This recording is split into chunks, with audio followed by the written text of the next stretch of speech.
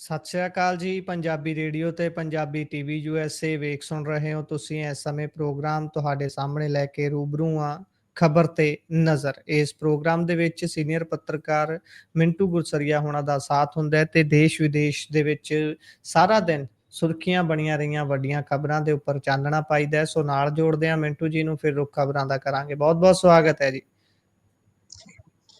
ਸ਼ੁਕਰੀਆ ਜੀ ਸਾਰਿਆਂ ਨੂੰ। ਸਤਿ ਸ੍ਰੀ ਅਕਾਲ।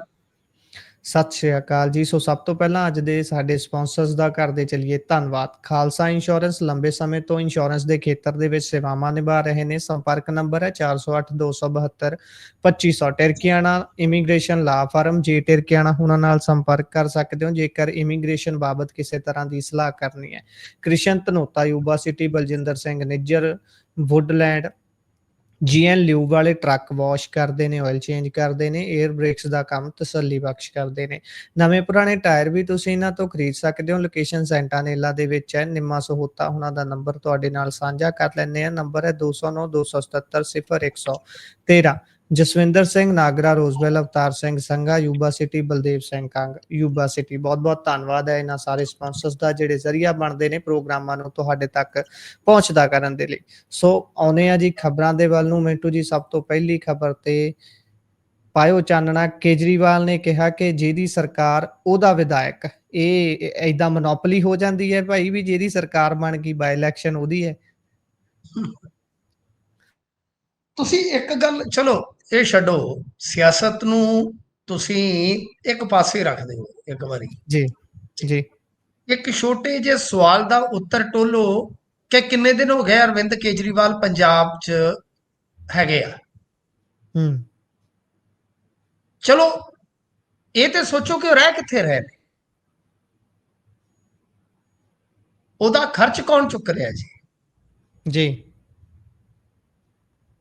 ਅਸੀਂ ਮਤਲਬ ਕਿ ਸਾਡਾ ਇਹ ਆ ਕਿ ਅਸੀਂ ਜ਼ਿਆਦਾਤਰ ਬਿਆਨਬਾਜ਼ੀਆਂ ਜਾਂ ਇਹਨਾਂ ਦੀਆਂ ਜਿਹੜੀਆਂ ਪਖੰਡਬਾਜ਼ੀਆਂ ਨੇ ਉਹਨਾਂ ਤੇ ਧਿਆਨ ਕੇਂਦਰਿਤ ਕਰਦੇ ਹਾਂ। ਅਸੀਂ ਇਹ ਸਵਾਲ ਕਿਉਂ ਨਹੀਂ ਪੁੱਛ ਰਹੇ ਮਾਨ ਸਾਹਿਬ ਤੋਂ ਕਿ ਜੋ ਅਰਵਿੰਦ ਕੇਜਰੀਵਾਲ ਜੀ ਦਾ ਖਰਚ ਆ ਰਿਹਾ ਹੈ ਕਿ ਉਹ ਪਾਰਟੀ ਅਫੋਰਡ ਕਰ ਰਹੀ ਹੈ, ਕਿ ਪੰਜਾਬ ਸਰਕਾਰ ਉਹਦਾ ਸਹਿਨ ਕਰ ਰਹੀ ਹੈ। ਸਾਨੂੰ ਇਹਨਾਂ ਚੀਜ਼ਾਂ ਦਾ ਉੱਤਰ ਚਾਹੀਦਾ ਹੈ ਜੀ। ਜੀ ਜੀ। ਕਿਉਂਕਿ ਜਿਹੜੇ ਪੰਜਾਬ ਮਾਮਲਿਆਂ ਦੇ ਇੰਚਾਰਜ ਹੁੰਦੇ ਪਾਰਟੀਆਂ ਦੇ, ਉਹ ਪਾਰਟੀਆਂ ਦੇ ਇੰਚਾਰਜ ਹੁੰਦੇ ਆ, ਗਵਰਨਮੈਂਟ ਦੇ ਨਹੀਂ।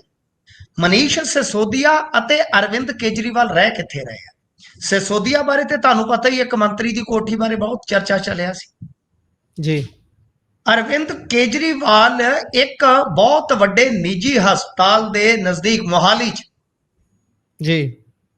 ਇੱਕ ਸਰਕਾਰੀ ਇਮਾਰਤ ਦੇ ਵਿੱਚ ਦਫ਼ਤਰ ਦਾ ਬਹਾਨਾ ਬਣਾਇਆ ਗਿਆ, ਬੈਕ ਡੋਰ ਇਹਨਾਂ ਨੂੰ ਉੱਥੇ ਵਾੜਿਆ ਜਾਂਦਾ ਜੀ ਰਾਤ ਨੂੰ, ਤੇ ਸ਼ਾਨਦਾਰ ਰਹਿائش ਦਾ ਪ੍ਰਬੰਧ ਹੈ। ਮਤਲਬ ਕਿ ਇੱਕ ਮਹਿਕਮੇ ਦਾ ਦਫ਼ਤਰ ਇਸਤੇਮਾਲ ਕੀਤਾ ਜਾ ਰਿਹਾ ਹੈ ਬਕਾਇਦਾ ਇਹਨਾਂ ਦੀ ਮੋਹਾਲੀ 'ਚ ਇੱਕ ਆਰਜ਼ੀ ਰਿਹਾਇਸ਼ ਸਥਾਪਿਤ ਕਰਨ ਵਾਸਤੇ। ਜੀ। ਤਾਂ ਆਉਣ ਜਾਣ ਸਾਰਾ ਜਿਹੜਾ ਖਰਚ ਵਰਚ ਹੈ ਉਹ ਪਾਰਟੀ ਸਹਿਨ ਕਰ ਰਹੀ ਹੈ ਜਾਂ ਪੰਜਾਬ। ਪਹਿਲੀ ਗੱਲ ਤੇ ਇਹ ਆ। ਦੂਜਾ ਦੇਖੋ, ਇਹ ਸਿੱਧੇ ਤੌਰ ਤੇ ਅਰਵਿੰਦ ਕੇਜਰੀਵਾਲ ਲੋਕਾਂ ਨੂੰ ਡਰਾ ਰਹੇ ਨੇ। ਮਤਲਬ ਇਹ ਵੋਟਰ ਨੂੰ ਪ੍ਰਭਾਵਿਤ ਕਰਨ ਦਾ ਇੱਕ ਯਤਨ ਹੁੰਦਾ ਹੈ। ਜਿੱਦਾਂ ਉਹਨਾਂ ਨੇ ਅੱਜ ਕੁਝ ਹੋਰ ਗੱਲਾਂ ਕਹੀਆਂ। ਇਹ ਕਹਿੰਦੇ ਕਿ ਮੋਦੀ ਜੀ ਕਹਿੰਦੇ ਆ ਕਿ ਉਹਨਾਂ ਦੀਆਂ ਰਗਾਂ 'ਚ ਸੰਧੂਰ ਦੌੜਦਾ। ਪਤਾ ਨਹੀਂ ਉਹ ਦੌੜਦਾ ਹੈ ਕਿ ਨਹੀਂ, ਲੇਕਿਨ ਸੰਜੀਵ ਅਰੋੜਾ ਦੀਆਂ ਰਗਾਂ 'ਚ ਲੁਧਿਆਣਾ ਦੌੜਦਾ ਹੈ। ਪੰਜਾਬ 'ਚ ਆਮ ਆਦਮੀ ਪਾਰਟੀ ਦੀ ਸਰਕਾਰ ਹੈ, ਕੰਮ ਤਾਂ ਅਸੀਂ ਕਰਾਉਣੇ ਆ, ਇਸ ਲਈ ਸੰਜੀਵ ਅਰੋੜਾ ਨੂੰ ਹੀ ਵੋਟ ਦਿਓ। ਇਹ ਅਰਵਿੰਦ ਕੇਜਰੀਵਾਲ ਦੀ ਅੰਦਰ ਦੀ ਜਿਹੜੀ ਨੀਅਤ ਹੈ ਉਹਦਾ ਪ੍ਰਗਟਾਵਾ ਹੈ ਜੀ। ਇਹਦਾ ਮਤਲਬ ਹੈ ਵੋਟਰ ਨੂੰ ਸਿੱਧਾ ਧਮਕਾ ਰਹੇ ਨੇ, ਉਸ ਹਲਕੇ ਦੇ ਵੋਟਰ ਨੂੰ, ਕਿ ਜੇ ਤੁਸੀਂ ਸਾਨੂੰ ਵੋਟ ਨਹੀਂ ਪਾਓਗੇ, ਕੋਈ ਹੋਰ ਵਿਧਾਇਕ ਜਿਤਾ ਦਿਓਗੇ, ਫਿਰ ਕੰਮ ਤੁਸੀਂ ਕਿੱਥੋਂ ਕਰਵਾਓਗੇ। ਐ ਤੋਂ ਵੱਡਾ ਵੋਟਰ ਨੂੰ ਧਮਕੀ ਪੱਤਰ ਕਿਹੜਾ ਹੋਏਗਾ ਸਾਨੂੰ। ਇਹਨੂੰ ਬਲੈਕਮੇਲਿੰਗ ਵੀ ਕਹਿ ਸਕਦੇ ਆ ਕਿ ਸਾਡੀ ਸਰਕਾਰ ਹੈ, ਸਾਨੂੰ ਵੋਟ ਪਾਓ, ਨਹੀਂ ਤਾਂ ਤੁਹਾਡੇ ਕੰਮ ਰੁਕ ਜਾਣਗੇ। ਇਹਦਾ ਮਤਲਬ ਹੈ ਤੁਸੀਂ ਰਾਜ ਧਰਮ ਨਹੀਂ ਨਿਭਾਉਂਦੇ। ਰਾਜ ਧਰਮ ਕੀ ਕਹਿੰਦਾ? ਰਾਜ ਧਰਮ ਇਹ ਕਹਿੰਦਾ ਹੈ ਕਿ ਜੇ ਤੁਹਾਡੀ ਵਿਰੋਧੀ ਧਿਰ ਦਾ ਵੀ ਕੋਈ ਵਿਧਾਇਕ ਆ, ਤੁਸੀਂ ਉਸ ਨੂੰ ਵੀ ਬਰੋਬਰ ਫੰਡ ਦੇਣੇ ਆ, ਤੁਸੀਂ ਉਸ ਨੂੰ ਵੀ ਬਰੋਬਰ ਸਦਨ ਦੇ ਵਿੱਚ ਬੋਲਣ ਦਾ ਮੌਕਾ ਦੇਣਾ, ਜੀ ਤੁਸੀਂ ਬਰੋਬਰ ਉਹਨੂੰ ਵੀ ਵਿਧਾਨ ਸਭਾ ਦੀਆਂ ਕਮੇਟੀਆਂ ਦੇ ਵਿੱਚ ਜੇ ਉਹਦੀ ਜਗ੍ਹਾ ਬਣਦੀ ਹੈ ਤੇ ਉਹਨੂੰ ਦੇਣੀ ਆ। ਮਤਲਬ ਕਿ ਤੁਸੀਂ ਰਾਜ ਧਰਮ ਤੋਂ ਹੀ ਭਗੌੜੇ ਹੋ ਗਏ। ਅੱਜ ਤੁਸੀਂ ਸ਼ਰੇਆਮ ਵੋਟਰ ਨੂੰ ਇਹ ਗੱਲ ਕਹਿ ਰਹੇ ਹੋ। ਪਰ ਇਹ ਕਮਾਲ ਦੀ ਗੱਲ ਆ ਕਿ ਸਾਡੇ ਹੀ ਉੱਥੇ ਜਿਹੜੇ ਨਕੰਮੇ ਬੰਦੇ ਬੈਠੇ ਆ, ਉਹੀ ਇਹਨਾਂ ਗੱਲਾਂ ਤੇ ਤਾੜੀਆਂ ਮਾਰਦੇ ਆ, ਇਨਕਲਾਬ ਜ਼ਿੰਦਾਬਾਦ ਕਰ ਦਿੰਦੇ ਨੇ। ਕੀ ਕਰੀਏ, ਕੋਈ ਹੈ ਇਸ ਗੱਲ ਦਾ ਕੋਈ ਤੋੜ ਹੀ ਹੈ ਨਹੀਂਗਾ। ਤਾਂ ਖੈਰ ਅੱਜ ਚੰਗਾ ਤਕੜਾ ਇਹਨਾਂ ਨੇ ਰੋਡ ਸ਼ੋਅ ਜਿਹੜਾ ਉਹ ਲੁਧਿਆਣੇ 'ਚ ਕੱਢਿਆ। ਸਾਰੇ ਸਨ ਚੋਟੀ ਦੇ ਲੀਡਰ ਅਮਨ ਅਰੋੜਾ, ਮਾਨ ਸਾਹਿਬ, ਕੇਜਰੀਵਾਲ ਸਾਹਿਬ। ਹੁਣ ਦੋ ਅਹਿਮ ਗੱਲਾਂ ਕੇਜਰੀਵਾਲ ਦੀਆਂ ਜੋ ਅੱਜ ਛਪੀਆਂ ਨੇ ਹੁਣ ਤੱਕ, ਉਹ ਕਹਿੰਦੇ ਆ ਕਿ ਸਾਨੂੰ ਜੰਮ ਕੇ ਵੋਟਾਂ ਦਿੱਤੀਆਂ 2022 ਦੇ ਵਿੱਚ ਜੀ, ਤੇ ਲੁਧਿਆਣਾ ਵੈਸਟ ਦੇ ਜੋ ਪਹਿਲੇ ਵਿਧਾਇਕ ਸੀਗੇ ਆਸ਼ੂ, ਉਹਨਾਂ ਦਾ ਗਰੂਰ ਤੇ ਹੰਕਾਰ, ਉਹਦੇ ਖਿਲਾਫ ਹੀ ਗੋਗੀ ਜੀ ਨੂੰ ਵੋਟ ਦਿੱਤਾ ਗਿਆ ਸੀ। ਤੇ ਕਿਸੇ ਐਕਸੀਡੈਂਟ ਦੇ ਵਿੱਚ ਗੋਗੀ ਜੀ ਸਾਡੇ ਵਿੱਚ ਨਹੀਂ ਰਹੇ। ਤੇ ਦੂਜਾ ਕਹਿੰਦੇ ਆ ਕਿ ਦੂਜਾ ਜਿਹੜਾ ਉਹ ਗਾਲੀਆਂ ਹੀ, ਮਤਲਬ ਉਹ ਆਪਦੀ ਭਾਸ਼ਾ 'ਚ ਕਹਿੰਦੇ ਆ ਕਿ ਗਾਲਾਂ ਹੀ ਕੱਢਦਾ ਰਹਿੰਦਾ। ਕੇਜਰੀਵਾਲ ਨੇ ਅੱਗੇ ਕਿਹਾ ਕਿ ਜਿਹੜਾ ਕਾਂਗਰਸੀ ਉਮੀਦਵਾਰ ਹੈ ਆਸ਼ੂ, ਉਹ ਸਾਨੂੰ ਹਮੇਸ਼ਾ ਗਾਲਾਂ ਦਿੰਦਾ ਰਿਹਾ ਤੇ ਅੱਗੇ ਵੀ ਗਾਲਾਂ ਹੀ ਦੇਵੇਗਾ, ਜਿਸ ਦੀ ਸਰਕਾਰ ਉਸਦਾ MLA ਬਣਾਉਣਾ ਤਾਂ ਕਿ ਕੰਮ ਹੁੰਦੇ ਰਹਿਣ। ਤਾਂ ਉਧਰੋਂ ਮਾਨ ਸਾਹਿਬ ਨੇ ਵੀ ਕਿਹਾ ਕਿ ਅਸੀਂ ਭਾਸ਼ਣ ਦੇਣ ਨਹੀਂ ਆਏ। ਠੀਕ ਹੈ ਨਾ ਜੀ, ਤੁਹਾਨੂੰ ਸਾਰਿਆਂ ਨੂੰ ਪਤਾ ਕਿ ਝਾੜੂ ਦਾ ਬਟਨ ਕਿਹੜਾ ਹੈ। ਤੇ ਗੱਲ ਇਹ ਆ ਕਿ ਤੁਸੀਂ ਉਹਨੂੰ, ਤੁਹਾਨੂੰ ਪਤਾ ਹੀ ਉਹਨਾਂ ਦਾ ਟਿਪੀਕਲ ਜਿਹੜਾ ਇੱਕ ਅੰਦਾਜ਼ ਹੈ, ਉਹਦੇ ਵਿੱਚ ਉਹਨਾਂ ਨੇ ਗੱਲ ਕਹੀ ਹੈ। ਦੇਖੋ ਇਹਨਾਂ ਨੇ ਵੀ ਅੱਜ ਜਿਹੜੇ ਨਾਮਜ਼ਦਗੀ ਪਰਚੇ ਭਰ ਦਿੱਤੇ। ਹੁਣ ਭਾਜਪਾ ਦੀ ਉਡੀਕ ਹੈ ਕਿ ਭਾਜਪਾ ਕੀ ਕਰੇਗੀ। ਪਰੰਤੂ ਅਰੋੜਾ ਨੇ ਤੇ ਪਿਛਲੇ ਦਿਨ ਹੀ ਤੁਹਾਨੂੰ ਪਤਾ ਹੀ ਹੈ ਜੋ ਗੁਲ ਖਿਲਾਇਆ ਸੀਗਾ, ਯਾਦ ਹੈ ਨਾ ਤੁਹਾਨੂੰ, ਕਿ ਇੱਕ ਕਾਲਜ ਦੀ ਜ਼ਮੀਨ ਦਾ ਹੀ ਰੌਲਾ ਪੈ ਗਿਆ ਸੀ।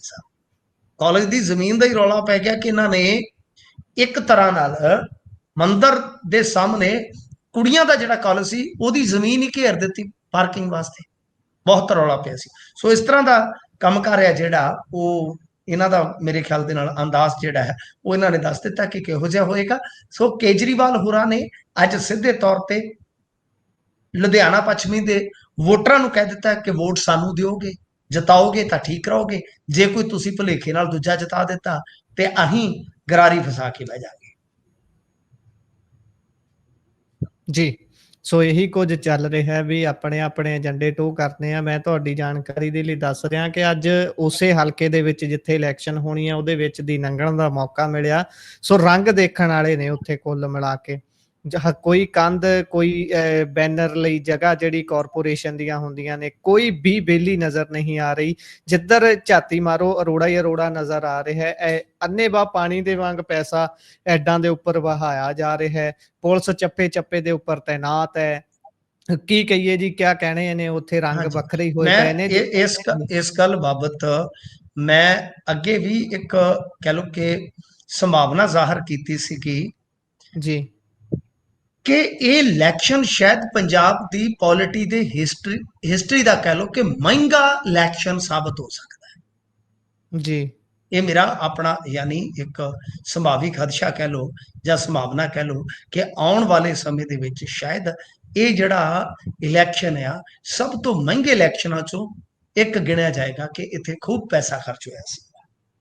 ਜੀ, ਸੋ ਉਹਦਾ ਕਾਰਨ ਸਾਡੇ ਬਹੁਤੇ ਪੰਜਾਬੀ ਜਾਣਦੇ ਹੀ ਨੇ ਕਿ ਆਖਿਰਕਾਰ ਇਹ ਮਹਿੰਗਾ ਹੋਣਾ ਕਿਉਂ ਹੈ। ਕਿਉਂਕਿ ਇਹ ਸਵਾਲ ਉਹਨਾਂ ਦਾ ਜਿਹੜੇ ਰਾਤ ਨੂੰ ਬੈਕਡੋਰ ਬਾੜੇ ਜਾਂਦੇ ਨੇ ਵੀ ਇੱਥੇ ਰਾਤ ਕੱਟ ਲਓ, ਤੋ ਉਹਨਾਂ ਨੂੰ ਵੀ ਕਿਸੇ ਖੱਲ ਖੂੰਜੇ ਲਾਉਣਾ ਹੈ ਜਾਂ ਫਿਰ ਨਹੀਂ। ਸੋ ਗੱਲਾਂ ਹੋਰ ਹੀ ਹੋਈਆਂ ਪਈਆਂ ਨੇ। ਅੱਗੇ ਚੱਲੀਏ ਤਾਂ ਅਗਲੀ ਗੱਲ ਕਰੀਏ ਆਪਾਂ। ਲੰਬੀ ਦੇ ਵਿੱਚ ਇੱਕ ਪਟਾਕਾ ਫੈਕਟਰੀ 'ਚ ਬਲਾਸਟ ਹੋਇਆ ਤੇ ਬਲਾਸਟ ਵੀ ਕਾਹਦਾ, ਕਹਿੰਦੇ ਜਾਨੀ ਨੁਕਸਾਨ ਵੀ ਹੋਇਆ। ਉੱਪਰੋਂ ਇਹ ਜਿਹੜਾ ਪਟਾਕਾ ਫੈਕਟਰੀ ਸੀ ਇਹ ਗੈਰ ਕਾਨੂੰਨੀ ਤਰੀਕੇ ਨਾਲ ਚਲਾਈ ਜਾ ਰਹੀ ਸੀ, ਦੱਸਿਆ ਜਾ ਰਿਹਾ।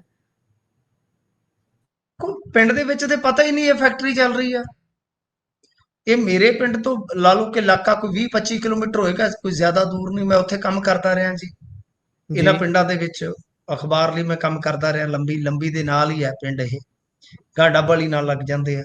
ਤਾਂ ਉੱਥੋਂ ਦੇ ਇੱਕ ਮੈਂ ਲੀਡਰ ਨੂੰ ਪੁੱਛਿਆ, ਜਿਹੜਾ ਖੇਤ ਮਜ਼ਦੂਰਾਂ ਦਾ ਲੀਡਰ ਹੈ ਤੇ ਬਹੁਤ ਲੰਮੇ ਸਮੇਂ ਤੋਂ ਸੰਘਰਸ਼ੀ ਲੋਕ, ਕਹਿੰਦਾ ਯਾਰ ਮਿੰਟੂ ਸਾਨੂੰ ਤੇ ਪਤਾ ਹੀ ਨਹੀਂ ਸਾਡੇ ਇੱਥੇ ਫੈਕਟਰੀ ਚੱਲ ਰਹੀ ਹੈ। ਤੇ ਕਮਾਲ ਦੀ ਗੱਲ ਹੈ ਕਿ 40 ਵਰਕਰ ਸੀਗੇ ਸ਼ਾਇਦ ਉਸ ਟਾਈਮ, ਤੇ ਕੁਝ ਸ਼ਿਫਟ 'ਚ ਕੰਮ ਕਰ ਰਹੇ ਸਨ, ਕੁਝ ਆਰਾਮ ਕਰ ਰਹੇ ਸੀਗੇ। ਇਸ ਦਰਮਿਆਨ ਜੀ ਪਟਾਕਿਆਂ ਨੂੰ ਯਾਨੀ ਅੱਗ ਲੱਗ ਗਈ ਆ ਤੇ ਉੱਥੇ ਬਲਾਸਟ ਹੋ ਗਿਆ। ਉਹਦੇ ਵਿੱਚ 5 ਤੇ ਬੰਦੇ ਜਿਹੜੇ ਆ ਉਹ ਮਰ ਗਏ, ਬਾਕੀ ਜ਼ਖਮੀ ਨੇ, ਜਿਨ੍ਹਾਂ ਨੂੰ ਏਮਸ ਦੇ ਵਿੱਚ ਦਾਖਲ ਕਰਵਾਇਆ ਗਿਆ। 2-2 ਲੱਖ ਦਾ ਕੰਪਨਸੇਟ ਕਰਨ ਦਾ ਇਹਨਾਂ ਨੇ ਐਲਾਨ ਕਰ ਦਿੱਤਾ ਖੁੱਡੀਆਂ ਸਾਹਿਬ ਨੇ, ਕਿਉਂਕਿ ਖੁੱਡੀਆਂ ਸਾਹਿਬ ਦਾ ਜਿਹੜਾ ਪਿੰਡ ਆ ਉਹ ਵੀ ਇਸ ਪਿੰਡ ਤੋਂ ਮਤਲਬ ਕਿ ਬਿਲਕੁਲ ਨੇੜੇ ਹੀ ਆ, ਕੋਈ ਜ਼ਿਆਦਾ ਦੂਰ ਨਹੀਂ ਆ। ਇਹ ਵੀ ਪਹੁੰਚੇ ਸਨ। ਇਸ ਤੋਂ ਇਲਾਵਾ ਜੀ ਪੁਲਿਸ ਪ੍ਰਸ਼ਾਸਨ, ਸਿਵਲ ਪ੍ਰਸ਼ਾਸਨ ਸਾਰੇ ਪਹੁੰਚੇ ਸਨ। ਪਰ ਸਭ ਤੋਂ ਵੱਡੀ ਗੱਲ ਜਿਹੜੀ ਹੈ ਕਿ ਮੇਰੀ ਵੀ ਜਿੰਨੇ ਕੋ ਅਫੀਸ਼ੀਅਲਸ ਦੇ ਨਾਲ ਗੱਲ ਹੋਈ ਆ, ਉਹ ਸਾਰੇ ਕਹਿੰਦੇ ਆ ਕਿ ਕੋਈ ਵੀ ਇਹਨਾਂ ਦੇ ਕੋਲ ਮਨਜ਼ੂਰੀ ਹੁਣ ਤੱਕ ਪ੍ਰਮਾਣਿਤ ਨਹੀਂ ਹੋਈ।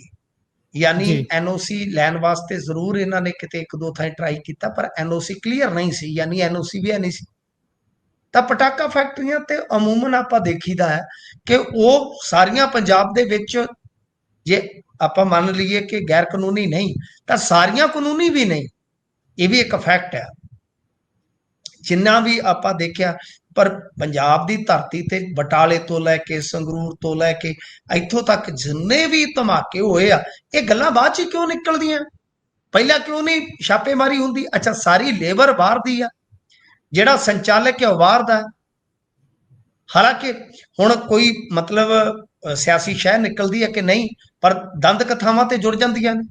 ਕੋਈ ਕਹਿੰਦਾ ਜੀ ਆਮ ਆਦਮੀ ਪਾਰਟੀ ਦੇ ਵਰਕਰ ਦੀ ਆ, ਨੇਤਾ ਦੀ ਆ ਓਨਰਸ਼ਿਪ ਹੈ, ਜਿਹਦੀ ਉਹਦੇ ਤੇ ਪਰਚਾ ਤੇ ਹੋ ਹੀ ਜਾਣਾ। ਜੀ ਪਰੰਤੂ ਇਹ ਵੇਖਣ ਵਾਲੀ ਗੱਲ ਇਹ ਆ ਕਿ ਜੇ ਕੋਈ ਚੈਕਿੰਗ ਵੈਕਿੰਗ ਨਹੀਂ ਸੀ ਹੁੰਦੀ ਕਿ ਕੀ ਕੋਈ ਵੱਡਾ ਸਿਆਸੀ ਨੇਤਾ ਉਸ ਬੰਦੇ ਦੀ ਪਿੱਠ ਤੇ ਖਲੋਤਾ ਸੀ। ਪਰ ਜੋ ਵੀ ਹੈ, ਬਹੁਤ ਵੱਡਾ ਜਾਨੀ ਨੁਕਸਾਨ ਹੋਇਆ ਜੀ। ਤਾਂ ਇਸ ਤਰ੍ਹਾਂ ਦੀਆਂ ਫੈਕਟਰੀਆਂ, ਹੁਣ ਤੁਸੀਂ ਇੱਕ ਗੱਲ ਹੋਰ ਸੋਚ ਕੇ ਵੇਖੋ ਕਿ ਇਹਨਾਂ ਦਿਨਾਂ ਦੇ ਵਿੱਚ ਕੋਈ ਆਪਣੇ ਇੱਥੇ ਡਿਮਾਂਡ ਨਹੀਂ ਹੈਗੀ ਪਟਾਕਿਆਂ ਦੀ।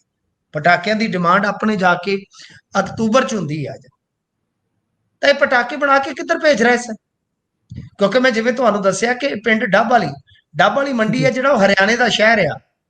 ਜੀ ਇੱਥੇ ਤਕੋਨ ਬਣ ਜਾਂਦੀ ਆ, ਪੰਜਾਬ ਹੈ ਇੱਕ ਪਾਸੇ, ਹਰਿਆਣਾ ਦੂਜੇ ਪਾਸੇ ਰਾਜਸਥਾਨ ਆ। ਕੀ ਇਹ ਇੰਟਰਸਟੇਟ ਮਾਮਲਾ ਬਣਦਾ ਹੈ? ਯਾਨੀ ਬਾਹਰੀ ਰਾਜ ਦੀ ਸਾਰੀ ਲੇਬਰ, ਬਾਹਰੀ ਰਾਜ ਦਾ ਹੀ ਸੰਚਾਲਕ ਇੱਥੇ ਸਾਰਾ ਬਰੂਦ ਭਰ ਕੇ ਕੀ ਦੂਜੀਆਂ ਸਟੇਟਾਂ ਨੂੰ ਭੇਜਿਆ ਜਾ ਰਿਹਾ ਸੀ? ਮੈਂ ਜਿਵੇਂ ਕਿਹਾ ਕਿ ਪਟਾਕਿਆਂ ਦੀ ਆਪਣੇ ਇੱਥੇ ਡਿਮਾਂਡ ਨਹੀਂ ਹੁੰਦੀ ਇਹਨਾਂ ਦਿਨਾਂ 'ਚ। ਜੀ ਸਾਡੇ ਤਾਂ ਉਹੀ ਗਰਮੀ ਨਾਲ ਪਟਾਕੇ ਪਏ ਹੁੰਦੇ ਆ ਇਹਨਾਂ ਦਿਨਾਂ ਦੇ ਵਿੱਚ। ਸੋ ਇਸ ਵਾਸਤੇ ਇਹ ਇੱਕ ਜਾਂਚ ਪੜਤਾਲ ਦਾ ਵਿਸ਼ਾ ਹੈ। ਬਾਕੀ ਗੱਲਾਂ ਹੌਲੀ ਹੌਲੀ ਖੁੱਲਣਗੀਆਂ। ਹੁਣ ਤੱਕ ਇਹਦੇ ਅਧਿਕਾਰਤ ਹੋਣ ਦੀ ਕਿਤੋਂ ਵੀ ਪੁਸ਼ਟੀ ਜਿਹੜੀ ਆ ਉਹ ਨਹੀਂ ਹੁੰਦੀ। ਪਰ ਇੱਕ ਚੀਜ਼ ਹੋਰ ਵੇਖਣ ਵਾਲੀ ਸੀਗੀ ਕਿ ਲੋਕ ਹੀ ਅੱਜ ਜਾ ਕੇ ਸਵੇਰੇ ਮਲਬਾ ਹਟਾ ਕੇ ਛੇਤੀ ਮਤਲਬ ਕਿ ਬੰਦਿਆਂ ਨੂੰ ਕੱਢ ਰਹੇ ਸਨ। ਜੀ ਪ੍ਰਸ਼ਾਸਨ ਦਾ ਜਿਹੜਾ ਕੰਮ ਸੀ, ਪ੍ਰਬੰਧ ਸੀ, ਉਹ ਬਹੁਤ ਢਿੱਲਾ ਸੀ। ਇਵਨ ਦੈਟ ਕਿ ਪਾਣੀ ਧਾਣੀ ਦੀ ਵੀ ਸਮੱਸਿਆ ਸ਼ੁਰੂਆਤੀ ਘੰਟਿਆਂ 'ਚ ਆਉਂਦੀ ਰਹੀ ਆ। ਉੱਦਾਂ ਇੱਥੇ ਤੁਹਾਨੂੰ ਪਤਾ ਹੈ ਜਿਹੜਾ ਡੇਰਾ ਸਿਰਸਾ ਹੈ, ਉਹਦੇ ਪ੍ਰੇਮੀਆਂ ਦੀ ਬੜੀ ਤਾਦਾਦ ਆ, ਉਹਨਾਂ ਦੀ ਵੀ ਇੱਕ ਗ੍ਰੀਨ ਫੋਰਸ ਆ, ਉਹਨਾਂ ਨੇ ਵੀ ਅੱਛਾ ਕੰਮ ਕੀਤਾ। ਦੇਖੋ, ਜੇ ਕੋਈ ਇਨਸਾਨੀਅਤ ਵਾਸਤੇ ਉਦਮ ਕਰਦਾ ਹੈ ਨਾ, ਤਾਂ ਉਹ ਉਦਮ ਹਮੇਸ਼ਾ ਅੱਛਾ ਹੀ ਹੁੰਦਾ ਹੈ। ਤਾਂ ਉਹਨਾਂ ਨੇ ਵੀ ਆ ਕੇ ਅੱਛਾ ਰੋਲ ਅਦਾ ਕੀਤਾ। ਲੋਕਾਂ ਨੇ ਜਿਹੜੇ ਆਲੇ ਦੁਆਲੇ ਸਿਵਿਲੀਅਨ ਸੀ, ਉਹਨਾਂ ਨੇ ਵੀ ਆ ਕੇ ਅੱਛਾ ਰੋਲ ਅਦਾ ਕੀਤਾ। ਪੁਲਿਸ ਨੇ ਵੀ ਉੱਥੇ ਜਾ ਕੇ ਅੱਛਾ ਰੋਲ ਅਦਾ ਕੀਤਾ, ਐਵੇਂ ਕਹੀਏ। ਪਰ ਜੋ ਪ੍ਰਬੰਧ ਖੜੇ ਪੈਰ ਹੋਣੇ ਚਾਹੀਦੇ ਆ ਐਮਰਜੈਂਸੀ ਵਿਹਾਰ ਤੇ, ਉਹਨਾਂ ਚੀਜ਼ਾਂ ਦੀ ਕਿਤੇ ਨਾ ਕਿਤੇ ਘਾਟ ਇੱਥੇ ਗੁਰਪ੍ਰੀਤ ਜੀ ਨਜ਼ਰ ਆਈ ਹੈ ਸ਼ੁਰੂਆਤੀ ਕੁਝ ਕਹਿ ਲੋ ਕਿ ਮਰਹਲਿਆਂ ਦੇ ਵਿੱਚ। ਜੀ ਸੋ ਇਸ ਤੋਂ ਅੱਗੇ ਜੇਕਰ ਆਪਾਂ ਚਲੀਏ, ਐਥਨੋਲ ਬਰਾਮਦ ਹੋਈ ਹੈ ਜੀ, ਉਹ ਵੀ 80,000 ਲੀਟਰ। ਬੋਲਦਿਆਂ ਮੂੰਹ ਭਰਦਾ ਜੀ, 80,000 ਲੀਟਰ ਐਥਨੋਲ ਬਰਾਮਦ ਹੋਈ ਹੈ। ਕਿੱਥੋਂ ਤੇ ਕਿਵੇਂ ਹੋਈ ਹੈ, ਪਾਇਓ ਜਾਨਣਾ। ਦੇਖੋ, 80,000 ਐਥਨੋਲ ਵੀ ਇੱਧਰ ਹੀ ਇਤਫਾਕਨ ਜਿੱਥੇ ਆਪਾਂ ਗੱਲ ਕਰ ਰਹੇ ਹਾਂ ਕਿ ਬਲਾਸਟ ਹੋਇਆ, ਇਹ ਏਰੀਆ ਆ ਗਿਆ ਬਾਦਲ ਏਰੀਆ, ਤੇ ਬਾਦਲ ਤੋਂ ਗਾਂ ਫਿਰ ਬਠਿੰਡਾ ਏਰੀਆ ਸਟਾਰਟ ਹੋ ਜਾਂਦਾ ਹੈ। ਤਾਂ ਇਸ ਏਰੀਏ ਦੇ ਵਿੱਚੋਂ ਹੀ ਇਹਨਾਂ ਨੇ ਇਹ ਜਿਹੜੀ ਆ ਉਹ ਬਰਾਮਦਗੀ ਕੀਤੀ ਆ। ਗੁਜਰਾਤ ਜੀ ਨੰਬਰ ਦੇ 2 ਟਰੱਕ ਸੀ ਜਿਨ੍ਹਾਂ ਨੂੰ ਜ਼ਬਤ ਕੀਤਾ ਗਿਆ। 8 ਲੋਕਾਂ ਨੂੰ ਗ੍ਰਿਫਤਾਰ ਕੀਤਾ ਗਿਆ, ਜਿਨ੍ਹਾਂ 'ਚ 4 ਬਠਿੰਡੇ ਦੇ, 2 ਯੂਪੀ ਦੇ ਤੇ 2 ਨੇਪਾਲ ਦੇ ਰਹਿਣ ਵਾਲੇ ਆ। ਤੇ ਪੁਲਿਸ ਨੇ ਦੱਸਦੇ ਕਿ 2 ਕਾਰਾਂ ਵੀ ਬਰਾਮਦ ਕੀਤੀਆਂ ਨੇ। ਹੁਣ ਇਹਨਾਂ ਨੇ ਕਿਹਾ ਕਿ ਇਹ ਇੰਨਾ ਐਥਨੋਲ ਆ ਕਿ ਇਹਦੇ ਨਾਲ 3.5 ਲੱਖ ਸ਼ਰਾਬ ਦੀ ਦੇਸੀ ਬੋਤਲ ਬਣਾਈ ਜਾ ਸਕਦੀ ਹੈ, ਤੁਸੀਂ ਹਿਸਾਬ ਲਾ ਲਓ। ਇਹ ਆਪਣੇ ਆਪ ਦੇ ਵਿੱਚ ਇੱਕ ਬੜਾ ਹੀ ਤਗੜਾ ਮਾਮਲਾ ਹੈ ਜੀ, ਬਹੁਤ ਤਗੜਾ ਮਾਮਲਾ ਹੈ ਜੀ। ਤੇ ਦੂਜੇ ਪਾਸੇ ਜੇ ਆਪਾਂ ਦੇਖੀਏ, ਐਥਨੋਲ ਜਿਹੜਾ ਹੈ ਉਹ ਹੋਰ ਵੀ ਕੰਮਾਂ 'ਚ ਸਾਡੇ ਉਪਯੋਗ ਆਉਂਦਾ, ਜਿਵੇਂ ਪੈਟਰੋਲ ਡੀਜ਼ਲ ਬਣਾਉਣ 'ਚ ਜਾਂ ਕੁਝ ਹੋਰ ਚੀਜ਼ਾਂ ਹੁੰਦੀਆਂ ਨੇ, ਸੈਨੀਟਾਈਜ਼ ਕਰਨ ਦੇ ਵਿੱਚ ਜਿਹੜਾ ਸੈਨੀਟਾਈਜ਼ਰ ਹੁੰਦਾ। ਤਾਂ ਗੱਲ ਇਹ ਹੈ ਸਾਹਿਬ ਕਿ ਇਹ ਐਥਨੋਲ ਜਿਹੜਾ ਹੈ ਉਹ ਜਾ ਕਿੱਧਰ ਰਿਹਾ ਸੀਗਾ, ਹੁਣ ਇਹ ਤੇ ਪਤਾ ਨਹੀਂ ਹੈ। ਗੁਜਰਾਤ ਨੰਬਰ ਦੇ ਜੇ ਟੈਂਕਰ ਹੈ ਕਿ ਗੁਜਰਾਤ ਜਾ ਰਿਹਾ ਸੀਗਾ, ਇਹਦਾ ਮਤਲਬ ਕਿ ਉੱਥੇ ਜਾ ਕੇ ਸ਼ਰਾਬ ਬਣਾਉਣੀ ਹੋਏਗੀ, ਇਹ ਸ਼ਰਾਬ ਦੇ ਵਰਤੋਂ 'ਚ ਲਿਆਣਾ ਹੈ ਕਿਉਂਕਿ ਉੱਥੇ ਸ਼ਰਾਬ ਬੰਦੀ ਹੈ। ਕੀ ਬਿਹਾਰ 'ਚ ਜਾ ਰਿਹਾ ਸੀ, ਗੁਜਰਾਤ ਨੰਬਰ। ਅਸੀਂ ਇੱਕ ਚੀਜ਼ ਹੋਰ ਮਿਸ ਕਰ ਰਹੇ ਹਾਂ। ਅਸੀਂ ਸਾਡਾ ਕੀ ਆ ਕਿ ਐਥਨੋਲ 80,000, ਜਿਵੇਂ ਤੁਸੀਂ ਕਿਹਾ ਕਿ ਯਾਰ ਮੂੰਹ ਜਿਹਾ ਭਰ ਗਿਆ, ਤੇ ਉਧਰੋਂ ਗੁਜਰਾਤ ਨੰਬਰ ਆ, ਲੋਕ ਗੁਜਰਾਤ ਨੰਬਰ ਨੂੰ ਜ਼ਿਆਦਾ ਫੜ ਕੇ ਬੈਠੇ। ਮੈਂ ਤੁਹਾਡੀ ਜਾਣਕਾਰੀ ਵਾਸਤੇ ਦੱਸ ਦੇਵਾਂ ਕਿ ਸਾਡੇ ਮਲੋਟ ਦੀ ਟਰੱਕ ਯੂਨੀਅਨ ਦੇ ਵਿੱਚ ਜਿੰਨੇ ਟਰੱਕ ਆ, ਤੇ ਉਹਦੇ ਚ 70% ਨੰਬਰ ਟਰੱਕਾਂ ਦੇ ਰਾਜਸਥਾਨ ਦੇ ਆ ਸਾਡੇ, ਕਿਉਂਕਿ ਸਾਡੇ ਟਰੱਕ ਜ਼ਿਆਦਾ ਜਾਂਦੇ ਰਾਜਸਥਾਨ 'ਚ, ਤਾਂ ਉੱਥੋਂ ਦੀ ਸਟੇਟ ਦੀ ਟੈਕਸ ਦੇ ਵਿੱਚ ਰਿਆਇਤ ਮਿਲ ਜਾਂਦੀ ਹੈ ਜੀ। ਸੋ ਗੁਜਰਾਤ ਨੰਬਰ ਹੋਣ ਦਾ ਮਤਲਬ ਇਹ ਨਹੀਂ ਹੈ ਕਿ ਓਨਰ ਸ਼ਾਇਦ ਉੱਥੋਂ ਦਾ ਹੋਏਗਾ, ਹੋ ਸਕਦਾ ਹੈ ਇਹਨਾਂ ਨੇ ਗੁਜਰਾਤ ਐਂਟਰੀ ਸੌਖੀ ਮਾਰਨ ਵਾਸਤੇ, ਕਿਉਂਕਿ ਜਿਹੜੀ ਸਟੇਟ ਦੀ ਗੱਡੀ ਦੀ ਕੋਈ ਵੀ ਰਜਿਸਟ੍ਰੇਸ਼ਨ ਹੁੰਦੀ ਆ, ਉਹਨੂੰ ਮਤਲਬ ਕਿ ਥੋੜਾ ਰੈਤੀ ਮਾਮਲਾ ਦੇਖਿਆ ਜਾਂਦਾ ਉਹਦੇ ਲਿਹਾਜ਼ ਨਾਲ। ਹੁਣ ਇੱਕ ਚੀਜ਼ ਹੋਰ ਵੇਖਣ ਵਾਲੀ ਹੈ ਕਿ ਐਥਨੋਲ ਤਾਂ ਨਿਕਲਿਆ ਗੁਰਦਾਸਪੁਰ ਚੋਂ, ਗੁਰਦਾਸਪੁਰ ਚੋਂ ਜਿਹੜਾ ਐਥਨੋਲ ਨਿਕਲਿਆ, ਇਹ ਜੋ ਖਬਰਾਂ ਆ ਰਹੀਆਂ ਨੇ, ਤੁਸੀਂ ਵੀ ਇਹਨੂੰ ਚੈੱਕ ਕਰਨਾ, ਵੈਰੀਫਾਈ ਕਰਨਾ।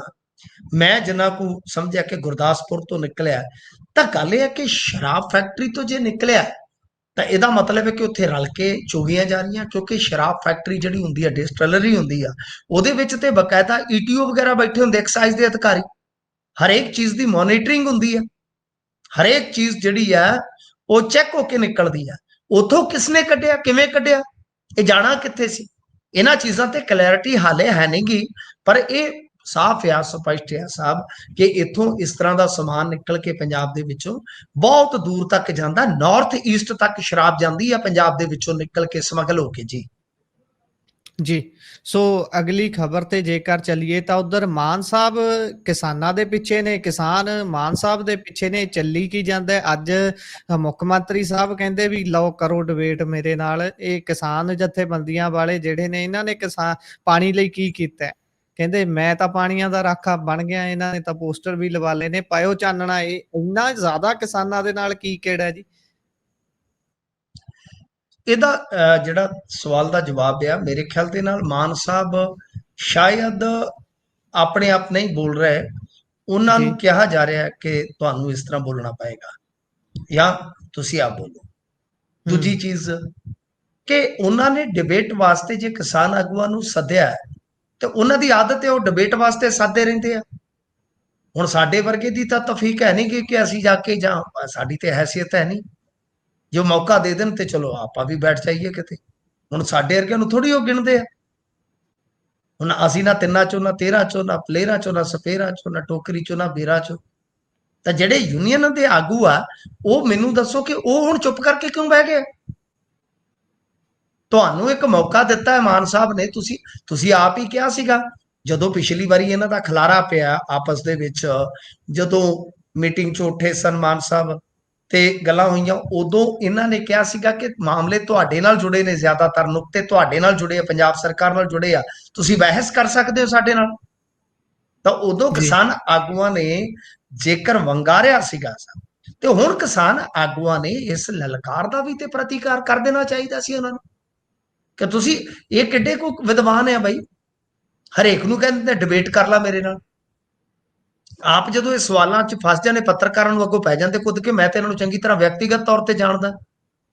ਜੀ ਇਹ ਤੇ ਮਿੰਟ 5 ਨਹੀਂ ਕੱਢ ਸਕਦੇ ਜੀ ਕਿਸੇ ਦੇ ਅੱਗੇ, ਜੇ ਕੋਈ ਕਾਊਂਟਰ ਕਰਨ ਲੱਗ ਜਾਵੇ ਇਹ ਤਾਂ ਉਹਦਾ ਝੱਗਾ ਪਾੜਨ ਤੱਕ ਜਾਣਗੇ। ਤਾਂ ਮੈਂ ਸਮਝਦਾ ਕਿ ਜੇ ਕਿਸਾਨ ਆਗੂ ਹੁਣ ਨਹੀਂ ਡਿਬੇਟ ਵਾਸਤੇ ਅੱਗੇ ਆ ਰਹੇ, ਇਹਦਾ ਮਤਲਬ ਕਿ ਕਿਸਾਨ ਆਗੂਆਂ 'ਚ ਵੀ ਕਾਣ ਆ। ਮਾਨ ਸਾਹਿਬ ਨੇ ਜਿਹੜੀ ਗੱਲ ਕਹੀ ਆ, ਬੜੀ ਠੋਕੇ ਕਹੀ ਆ ਕਿ ਮੈਨੂੰ ਸਾਰਾ ਪਤਾ ਹੈ ਕਿ ਕਿਹਦਾ ਢਾਬਿਆਂ 'ਚ ਹਿੱਸਾ ਹੈ, ਕਿਹਦਾ ਹੋਟਲਾਂ 'ਚ ਹਿੱਸਾ ਹੈ, ਫਲਾਂ ਆ ਫਲਾਂ ਆ। ਤੇ ਜੇ ਮੰਨ ਲਓ ਹੁਣ ਲੀਡਰ ਕੋਈ ਕਿਸਾਨਾਂ ਦਾ ਅੱਗੇ ਹੀ ਨਹੀਂ ਆ ਰਿਹਾ ਡਿਬੇਟ ਵਾਸਤੇ, ਫਿਰ ਇਹਨੂੰ ਕੀ ਮੰਨੋਗੇ ਤੁਸੀਂ?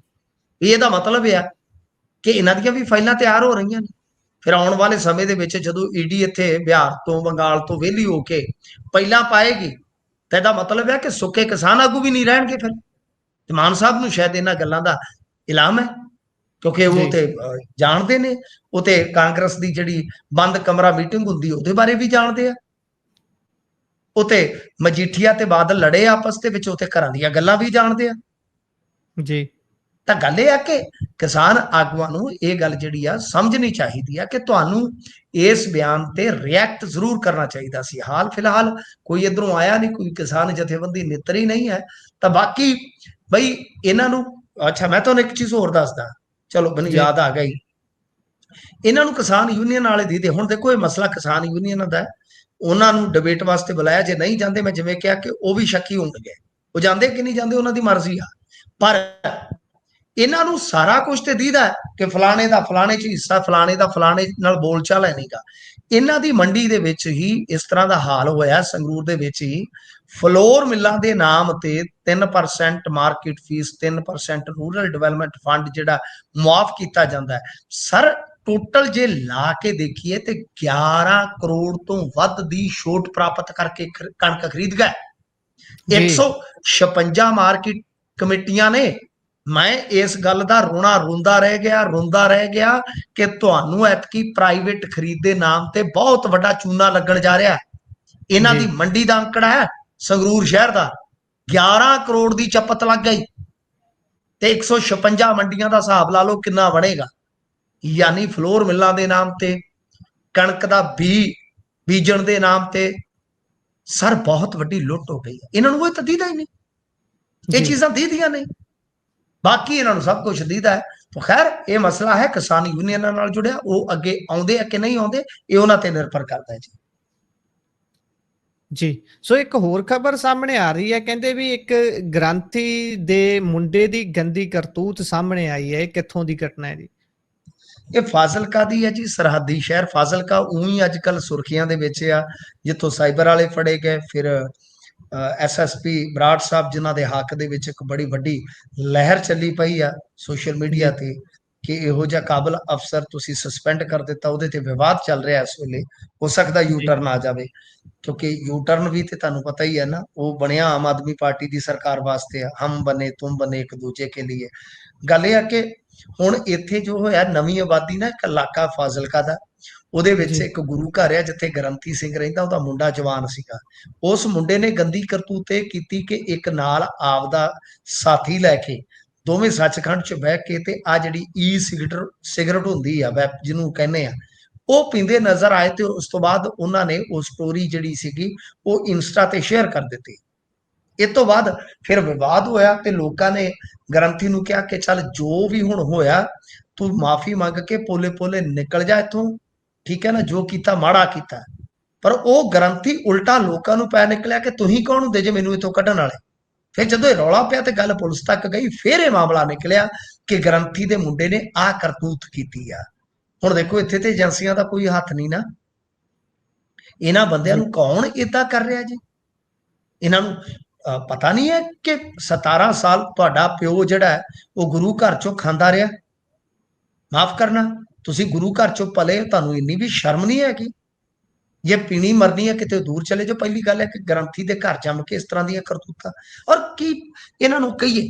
ਸਾਡੇ ਤੇ ਇੱਥੇ ਜਥੇਦਾਰ ਸੀ ਜਿਹੜਾ ਗਿਆਨੀ ਇਕਬਾਲ ਸਿੰਘ, ਜਿਹਨੇ ਸਿੱਖਾਂ ਨੂੰ ਲਵ ਕੁਸ਼ ਦੇ ਵੰਸ਼ ਦੱਸ ਦਿੱਤਾ, ਉਹਦਾ ਮੁੰਡਾ ਵੀ ਇਹੋ ਕਰਤੂਤ ਕਰਦੇ ਫੜਿਆ ਗਿਆ ਸੀ। ਜੀ ਤਾਂ ਗੱਲ ਇਹ ਹੈ ਕਿ ਇਹ ਬੜਾ ਲੱਛਣ ਇਹਨਾਂ ਦਾ ਜਿਹੜਾ ਵਿਗੜਦਾ ਨਜ਼ਰ ਆਉਂਦਾ। ਕੁਝ ਜਿਹੜੀਆਂ ਕਹਿ ਲਓ ਕਿ ਧਾਰਮਿਕ ਤੌਰ ਤੇ ਸ਼ਖਸੀਅਤਾਂ ਨੇ ਜਾਂ ਧਰਮ ਦੇ ਖੇਤਰ ਦੇ ਵਿੱਚ ਜਿਹੜੇ ਲੋਕ ਇਹ ਕਾਰਜ ਕਰਦੇ ਨੇ, ਤਾਂ ਮੇਰੇ ਖਿਆਲ ਦੇ ਨਾਲ ਬਹੁਤ ਮਾਮਲਾ ਗੰਭੀਰ ਆ। ਇਦਾਂ ਦੇ ਬੰਦੇ ਜਿਹੜੇ ਗ੍ਰੰਥੀ ਆ, ਉਹਨਾਂ ਨੂੰ ਕਿਤੇ ਵੀ ਮੁੜ ਕੇ ਗਾਂ ਅਗਲੀ ਜਗ੍ਹਾ ਤੇ, ਚਲੋ ਹੁਣ ਤੇ ਕੇਸ ਬਣ ਗਿਆ ਆਪੇ ਭੁਗਤੇਗਾ, ਅਗਾਂਹ ਕਿਤੇ ਵੀ ਗੁਰੂ ਘਰ ਦੀ ਸੇਵਾ ਨਹੀਂ ਦਿੱਤੀ ਜਾਣੀ ਚਾਹੀਦੀ। ਮੇਰਾ ਇਹ ਮੰਨਣਾ ਹੈ ਕਿ ਇਹੋ ਜਿਹੀ ਕਰਤੂਤ ਹੈ, ਇਹੋ ਜਿਹੀ ਕਰਤੂਤ। ਖੈਰ ਅੱਗੇ ਵੀ ਦੱਸਦੇ ਆ ਕਿ ਇੱਕ ਅੱਧ ਗਲਤੀ ਇਹਨੇ ਕੀਤੀ ਆ, ਪਰ ਹੁਣ ਇਹ ਫੜਿਆ ਗਿਆ, ਕਾਰਵਾਈ ਹੋ ਗਈ ਆ ਪਿਓ ਪੁੱਤ ਤੇ ਜੀ। ਉਧਰ ਕਹਿੰਦੇ ਕਿ ਤਖਤਾਂ ਦੇ ਦਰਮਿਆਨ ਸਹਿਮਤੀ ਨਹੀਂ ਬਣੀ ਹੈ। ਇਧਰੋਂ ਕਹਿੰਦੇ ਐਸਜੀਪੀਸੀ ਵੱਲੋਂ ਇੱਕ ਜੱਥਾ ਗਿਆ ਸੀ ਤੇ ਕੀ ਅੱਗੇ ਕੋਈ ਗੱਲ ਤੁਰੀ ਨਹੀਂ, ਕਹਿੰਦੇ ਕੀ ਬਣਿਆ ਕੁੱਲ ਮਿਲਾ ਕੇ? ਨਹੀਂ ਦੇਖੋ, ਇਹ ਟੇਬਲ ਤੇ ਬੈਠੀਆਂ ਨੇ ਦੋਨੇ ਧਿਰਾਂ।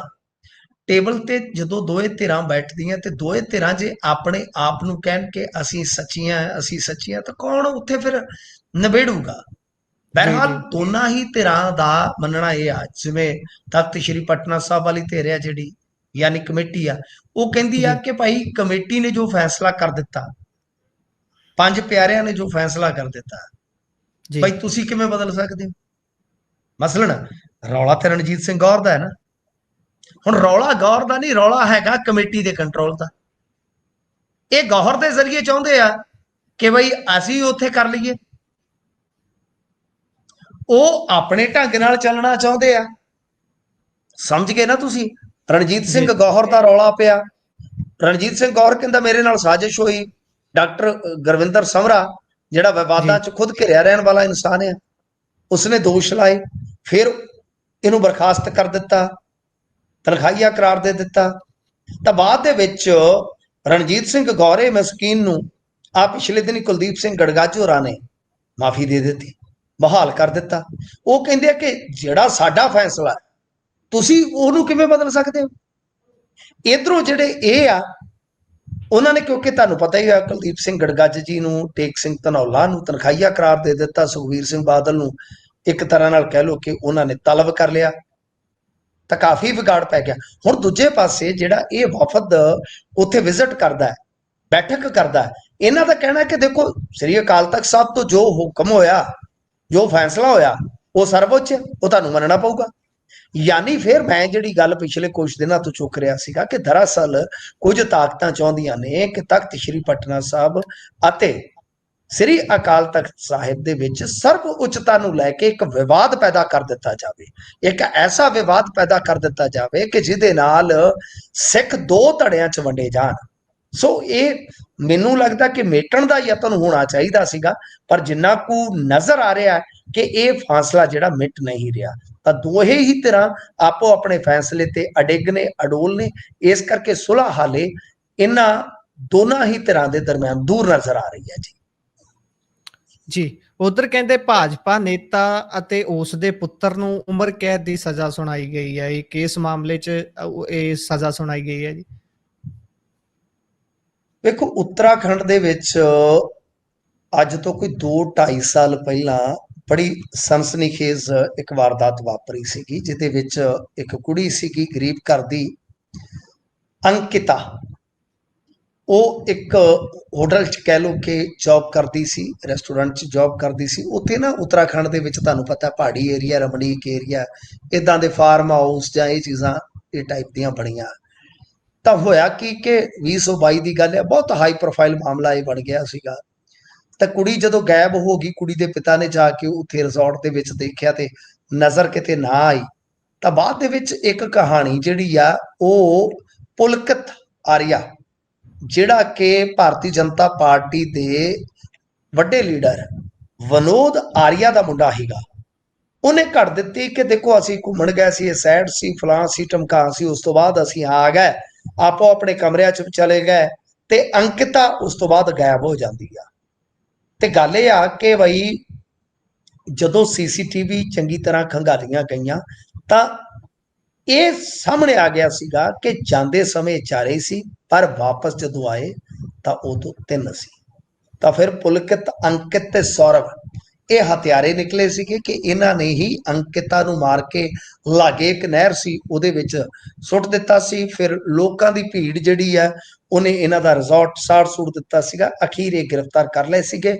ਤਾਂ ਹੁਣ ਲਗਭਗ 2-2.5 ਸਾਲ ਬਾਅਦ ਇਸ ਕੇਸ ਦਾ ਫੈਸਲਾ ਆ ਗਿਆ। ਤਾਂ ਇਹਦੇ ਵਿੱਚ ਵਿਨੋਦ ਆਰੀਆ ਜਿਹੜਾ, ਉਹ ਤੇ ਉਹਦਾ ਬੇਟਾ ਤੇ ਬਾਕੀ ਕਹਿ ਲਓ ਕਿ ਹੋਰ ਜਿਹੜਾ ਇੱਕ ਜਣਾ, ਇਹਨਾਂ ਤਿੰਨਾਂ ਨੂੰ ਉਮਰ ਕੈਦ ਜਿਹੜੀ ਆ ਅਦਾਲਤ ਵੱਲੋਂ ਸੁਣਾ ਦਿੱਤੀ ਆ। ਤਾਂ ਲਗਭਗ ਕਹਿ ਲਓ ਕਿ 2.5 ਸਾਲ ਬਾਅਦ ਇਹ ਫੈਸਲਾ ਆ ਗਿਆ, ਜਿਹਦੇ ਵਿੱਚ ਇਹਨਾਂ ਨੂੰ ਉਮਰ ਕੈਦ ਜਿਹੜੀ ਆ ਹੋ ਗਈ ਆ। ਤਾਂ ਤੁਸੀਂ ਦੇਖ ਲਓ ਚਾਲ ਚੱਲਣ, ਚਿਹਰੇ ਵਾਲੀ ਜਿਹੜੀ ਪਾਰਟੀ ਆ, ਕਿਸ ਤਰ੍ਹਾਂ ਦੇ ਇਹਨਾਂ ਦੇ ਲੀਡਰ ਆ, ਮੁੜ ਕੇ ਇਹ ਪੱਲਾ ਝਾੜ ਜਾਂਦੇ ਆ। ਤੁਹਾਨੂੰ ਪਤਾ ਹੀ ਆ, ਇਹ ਤੇ ਇਹਨਾਂ ਦੇ ਤੇ ਇਹੋ ਜਿਹੇ ਪਤਾ ਨਹੀਂ ਕੀ ਇਹ ਚਿੜੇ ਖਾਂਦੇ ਆ। ਇਹਨਾਂ ਦੇ ਲੀਡਰ ਤੇ ਉੱਥੇ ਮਤਲਬ ਸੜਕਾਂ ਤੇ ਹੀ ਲੱਗ ਪੈਂਦੇ ਆ ਸੈਕਸ ਕਰਨ। ਅੱਜ ਕੱਲ ਪਤਾ ਨਹੀਂ ਕੀ ਬਾਹਰ ਆਈ ਆ, ਫੇਰ ਉਹ ਚੰਬੜ ਜਾਂਦੇ ਆ ਤੇ ਸੀਸੀਟੀਵੀ ਦੇ ਸਾਹਮਣੇ ਜਨਾਨੀਆਂ ਨੂੰ ਜੱਫੀਆਂ ਪਾਉਣ ਲੱਗ ਜਾਂਦੇ ਆ। ਉਤੋਂ ਕਹਿੰਦੇ ਸੰਦੂਰ ਦੇਣ ਜਾਣਾ। ਮੈਨੂੰ ਲੱਗਦਾ ਕਿ ਕਿਤੇ ਇਹ ਨਾ ਹੋਵੇ ਕਿ ਬੌਕਰਾਂ ਇਹਨਾਂ ਦੇ ਮੋਰਾਂ 'ਚ ਵੱਜਣ ਕਿ ਤੁਸੀਂ ਕਰਦੇ ਕੀ ਫਿਰਦੇ ਹੋ, ਸੰਦੂਰ ਉਲਟਾ ਦੇਣ ਆ ਕੇ। ਜਿਵੇਂ ਮਮਤਾ ਕਹਿੰਦੀ ਆ ਕਿ ਸੰਦੂਰ ਤੇ ਪਤੀ ਦਿੰਦਾ, ਤੇ ਕੀ ਜੀ ਜੀ ਨਰਿੰਦਰ ਮੋਦੀ ਆਪਣੇ ਆਪ ਨੂੰ ਸਾਰਿਆਂ ਦਾ ਪਤੀ ਸਮਝਦਾ ਫਿਰਦਾ? ਮੇਰੇ ਖਿਆਲ ਦੇ ਨਾਲ ਇਹੋ ਜਿਹਾ ਮਾਮਲਾ ਵਿਗੜ ਨਾ ਜਾਵੇ ਕਿ ਤੁਸੀਂ ਤਾਂ ਭਾਈ ਕਹਿੰਦੇ ਖੁਸ਼ ਹੋ ਤੇ ਕਰਦੇ ਖੁਸ਼ ਹੋ। ਕਰੈਕਟਰ ਜੀ ਤੁਹਾਡਾ ਢੀਲਾ। ਜੀ ਉਹੀ ਗੱਲ ਹੈ, ਇੱਕ ਪਾਸੇ ਸੰਦੂਰ ਤੇ ਦੂਜੇ ਪਾਸੇ ਇਹੋ ਜਿਹੇ ਪੁੱਠੇ ਕਾਰੇ, ਗੱਲ ਮਿਲਦੀ ਜੁਲਦੀ ਜੀ ਨਹੀਂ ਜਾਪਦੀ। ਸੋ ਪ੍ਰੋਗਰਾਮ ਦਾ ਸਮਾਂ ਇੱਥੇ ਸਮਾਪਤ ਹੁੰਦਾ ਹੈ। ਸੁਮਿੰਟੂ ਜੀ ਤੁਸੀਂ ਜੁੜੇ, ਜਾਣਕਾਰੀਆਂ ਸਾਂਝੀਆਂ ਕੀਤੀਆਂ, ਬਹੁਤ ਬਹੁਤ ਧੰਨਵਾਦ ਜੀ। ਧੰਨਵਾਦ ਜੀ। ਸੋ ਇਹ ਸਨ ਸਾਡੇ ਨਾਲ ਮਿੰਟੂ ਗੁਰਸਰੀਆ ਜੀ। ਵੱਖ-ਵੱਖ ਖਬਰਾਂ ਤੇ ਪਾਇਆ ਚਾਨਣਾ। ਕਿਵੇਂ ਲੱਗਿਆ ਤੁਹਾਨੂੰ ਪ੍ਰੋਗਰਾਮ? ਆਪਣੇ ਵਿਚਾਰ, ਰਾਏ, ਟਿੱਪਣੀਆਂ ਜ਼ਰੂਰ ਸਾਂਝੇ ਕਰਿਓ। ਜੁੜੇ ਰਹੋ ਪੰਜਾਬੀ ਰੇਡੀਓ ਤੇ ਪੰਜਾਬੀ ਟੀਵੀ USA ਦੇ ਨਾਲ। ਦਿਓ ਇਜਾਜ਼ਤ। ਧੰਨਵਾਦ। ਸਤਿ ਸ਼੍ਰੀ ਅਕਾਲ।